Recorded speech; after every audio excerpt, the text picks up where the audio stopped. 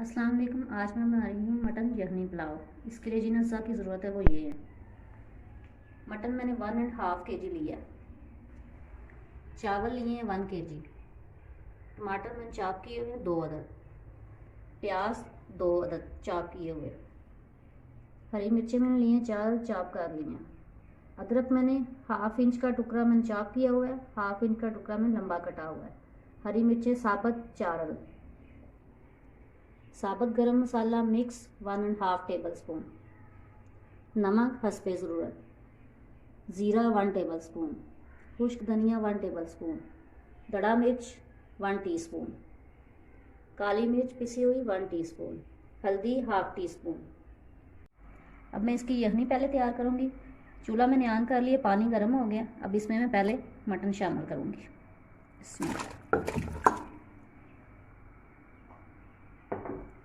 Half पहले प्याज मैं इसमें शामिल करूँगी, हाफ मैं तड़के के लिए बचा लूँगी। आधे टमाटर भी इसमें शामिल करूँगी। चॉप की हुई हरी मिर्च थोड़ी सी,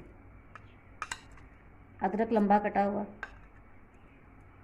और साबुत हरी मिर्चें, साबुत धनिया,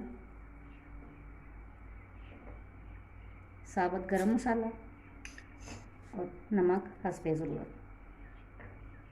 थोड़ी सी इसमें मैं हल्दी शामिल करूँगी।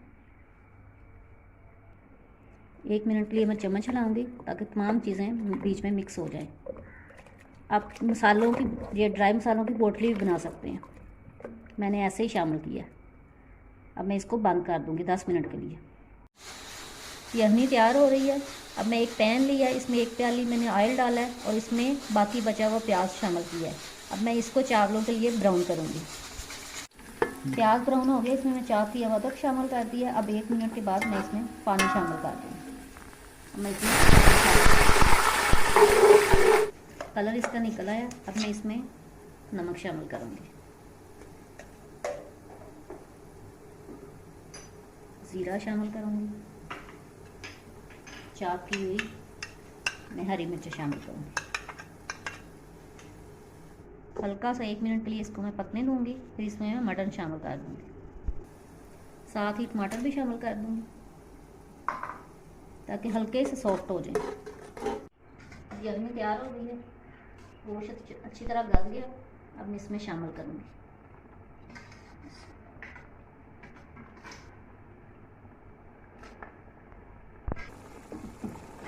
मटन मैंने इसमें शामिल कर दिया। अब इसको मैं अच्छी तरह मिक्स करूँगी।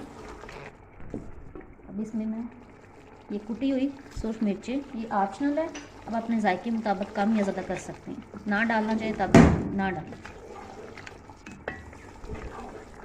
अब इसमें मैं काली मिर्च और हल्दी थोड़ी सी शामिल मिक्स करके मैं यखनी इसमें शामिल कर दूँगी।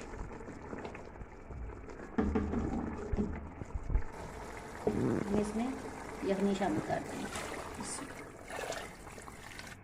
यखनी मैंने शामिल कर दी है। 1 किलो चावल है, 1.5 किलो के करीब मैंने यखनी शामिल की है।